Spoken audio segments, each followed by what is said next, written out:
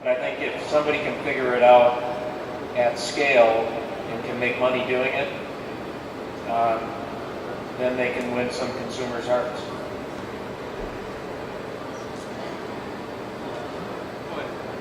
You want? Go ahead, ask your question.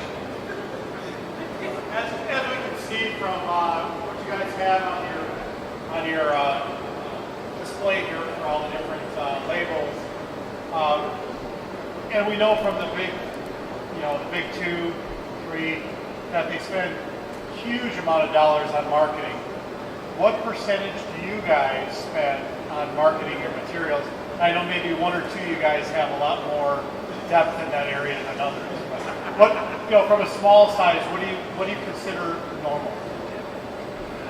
It's interesting. We just had some big advertising firm came to pitch us, and they gave the whole pitch, and then they said, we figure that your sales are X amount of dollars a year, and because of standards in the industry, we figure your advertising budget right now is about $3 million.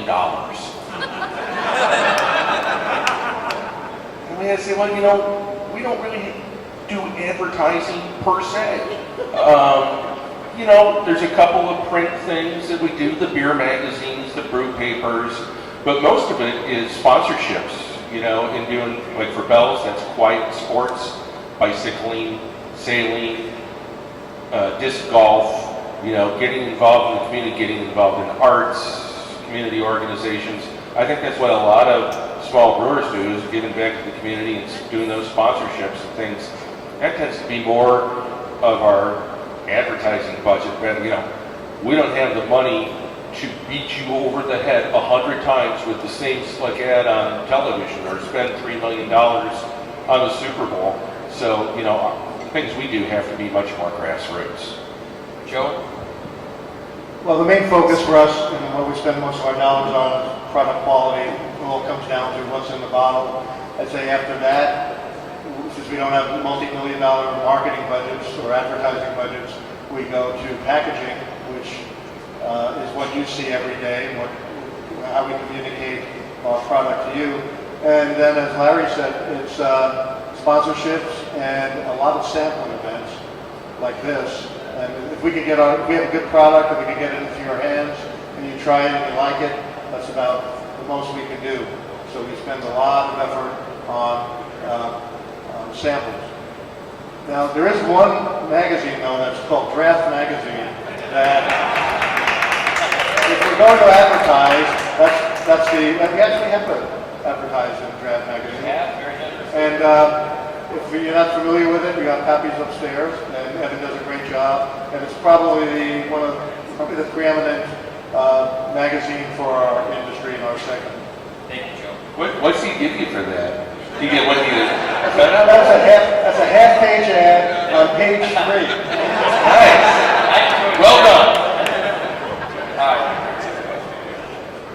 Okay, can I answer that one? Absolutely. And we've got time for 2 more questions. Okay, so when I started my brewery, there was no marketing budget, as many of the people on this panel can attest. When they start, there's no money for that. It's all word of mouth. It's all just... I remember the day I got my... I'll take one. I remember the day I got my first printer that would print 11 by 17, and my point of sale at liquor stores was revolutionized. I used to spend about $100 a month total budget for marketing, and then mostly that was printer ink and paper. In-house design, everything. There was no ad people, there was no art people. We started out with a cartoon catfish drinking a beer. Now my marketing budget for my little brewery, which is under $2 million a year, now my marketing budget's probably $3,000 a month. So it is way different. It has to be different. There's a lot more fronts in the liquor store. I'll call you next week. What's that? I'll call you next week. Yeah. Well, I use and abuse my art people right now to where I have them on a stipend, and I call them at 11 o'clock at night. Hey, I got this great idea for a poster. So maybe you don't want me. But it is a different world. It's absolutely a different world. There's a lot of it that's going into direct point of sale. But what Larry had said, too, is that we give back to the community. Lake Louie, for one, I can speak for my own brewery that, we give back way higher percentage to the community per dollar of gross income than almost any other industry anywhere ever in the history of man. We give a lot of money back to the community. We're looked upon as a easy mark in the charitable world. Hey, we're doing a benefit for so-and-so. And I'm there for it because I'm a member of my community. That's how it works. Right. All right.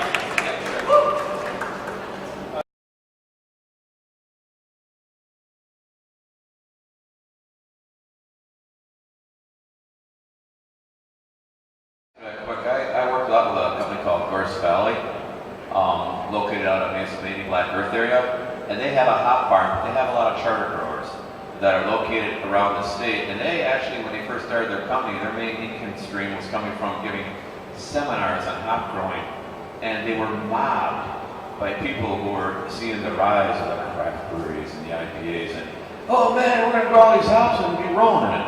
And then you realize that growing hops actually is a lot of work. You can take a hop rhizome and stick it in your backyard and it gets warm out, run for cover, because that thing's going to take over. But to grow them commercially is a different scenario entirely. And these guys have really worked hard and gone through a lot of hop growers, so they have charter growers throughout the state, but the majority are in the Mesa area. In fact, at our brewery, like the hops I chose for our IPA are all hops that are going to do well in the state of Wisconsin. We're trying as much as possible to utilize local equipment, expertise, and supplies, and hops are very important. And the industry is fledgling in the state, but coming along quite well. I can't exactly say about Wisconsin, but actually the first incarnation of Two-Hearted Ale, the two hearts to it were English malt and Wisconsin hops. And that was Mike Missionak. The guy, I met him through when I first came to the festival in Madison. Was he out of Annabelle, that area? It's up north somewhere. Yeah, and only 2 of the 4 batches came out. And that one, and Two-Hearted went away until it came back, is what it was. In Michigan, there's a lot of great stuff for the Homebrewers Conference coming next month. We just brewed one of the beers for the Homebrewers Conference with all Michigan-grown barley from our farm and hops from Hophead Farms, who haven't done the investment. They brought picker over from Germany. They've got a pelletizer. They've spent the money. It's going to be a long time to get it back, but it's happening everywhere. Wisconsin, Michigan. It's an interesting thing, but I can pay $14 a pound for hops from Wisconsin, or I can make a spot buy sometimes for $2 a pound on 20,000 pounds. It's going to be there as a specialty thing. It's going to be hard to make a big industry out of it, I think. We buy our local hops from around Stevens Point and Wausau, a part of the Wisconsin Hop and Barley Co-op. We're with 4 other brewers, like our local acre, Wisconsinite. That's where all the hops come from. All right, we got time for one more question. Wisconsin's always been known for having very malty, fruity beers. We're definitely getting into the IPAs and stuff like that. There are certain areas in the area that are starting to sell some of the hop that you guys are all using. Do you find it very difficult to get hops from the West Coast to compete with some of the Imperial IPAs and such that other people are using right now? Okay, now coming from a little guy, I don't buy near the quantity. My pallets are a lot smaller when I get hop shipments in. But there's a wax and a wane to the hop business. It's an agricultural product. It's at the mercy of how many hop rhizomes or ceps you're going to put in the ground, because it's going to be a couple, 3 years before that production's really there. Farmers they were in a contraction phase where they were not growing certain hops as much as they used to. And so there's a lot of fluctuation in the hop market. Larry brings up an extremely good point. Local hops tend to be more of a fair market pricing system, whereas the hop business is a commodity priced business. I paid $2 a pound. I paid $32 a pound a few years back. It happens. Now I'm waiting for the fair market guys to when Cascade goes back to $40 a pound, are they going to still be at 15? Because then they're all going to get rich off me. But it's a difficult thing to say how local and how hoppy you want to make a beer because it will affect your margin. It will affect the bottom line. Hop availability. Oh, we can all stand here and say, God, I wish I had more Simcoe hops in my cooler right now. If you don't know somebody, if you don't have it, you got it. Some of us, I contract 5 years deep. I have contracted 7 years deep. I won't do it again, but it seemed like a great idea at the time. It's like $18 a pound, 7 years deep. Okay, so I'm just young and stupid, but hop availability is an ebb and flow business. Spot market, you can find all kinds of stuff. Spot market, for those of you not to know, is what's out there. Somebody's got half a pallet. Sometimes it even comes from another brewery. You know, you see these forums come up and say, hey, I've got 400 pounds of this willing to trade or sell. And you'll see a lot of that come through. Hops are always an issue. It's always an issue. Procurement is a part-time job for me now. Oh, you can talk about hops all you want, all right? But the heart and soul is a malt, baby. I got it. And I got to tell you, Tom raised an interesting point. Like maybe 5, 6, 7 years ago, I was spending 16, 17 cents a pound for the blend that we use of our malt. It shot up in 1 year to 35 cents a pound.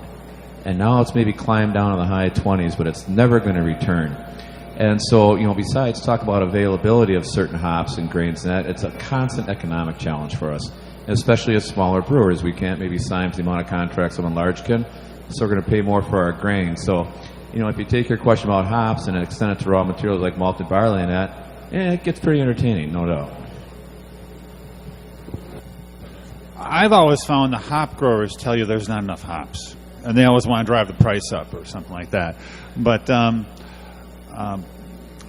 anyways, we've always been able to contract out or do something and get hops, and it's how much you have a relationship with the local hop broker that you deal with in order to get them.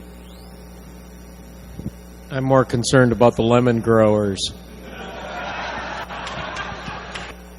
Be lucky you're not using limes. Yeah. When InBev bought Anheuser-Busch,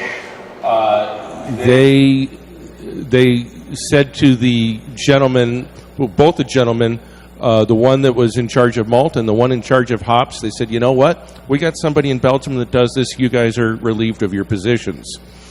And these two individuals were, and still are, two of the smartest guys out there when it comes to those raw ingredients. And I think it was a big mistake on their part. And, the one gentleman that was running hops, he was the guy that was really driving quality and keeping the hop growers in line out there. And there was a vacuum when he was let go. And a group of us small brewers banded together and formed a hop quality group and said, we as a group, we're going to drive this now. And we now allow 2 new breweries a year to come in as long as the group votes that they can come in, and everybody's together. It is our consultant, the AB guy. I was in Germany for a show, and I see one of the hop brokers. I'm coming in my bar at 11 o'clock during the show. He says, come over here, and he's with some hop guys, and he's ripping me a new one. You send in this guy like a hop Nazi telling us about quality, and all these guys, the Germans are looking. I said, you know what, John, if he got under your skin with one visit like that, I'm sending him twice next year. But it's a malt. Bells, we have a seat on the board of the American Malting Barley Association, which is headquartered here in Milwaukee. And a lot of craft brewers have joined that group. And we're, talking about some different things, about not just agronomic practices, but actually maybe growing some barley that has more flavor, that's better suited for craft beer. Kirby's absolutely right, because barley is being moved to the edges, to the fringes of land, and being driven out by GMO corn and soybeans. And it's tough for us to get acreage. We've seen declines in the acreage, and this is important. Where do we get our raw ingredients? And it's on us now as craft brewers to take a part at that table and determine where that's going to come from and what the quality is. I sit with Dave Ryder from Miller Coors on the malting barley board.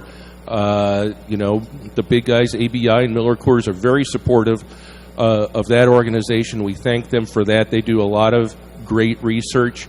And these are the kinds of things sometimes you hear in the press about small brewers and big brewers shooting at each other. Let me tell you, when we sit down at the AMBA board meeting, it's small brewers and big brewers, and we're all pulling the same way, talking about how we can get better barley grown in this country. There's a lot of good things that happen between all of us there, and it's something that as you grow up in this industry, you have to take more of a part in. Great answer. That is all the time we have. We'd like to thank you all for coming. Let's give a round of applause for our panelists. They did a great job. You're all invited to go back upstairs, try more beer. They'll be down here to answer a few questions.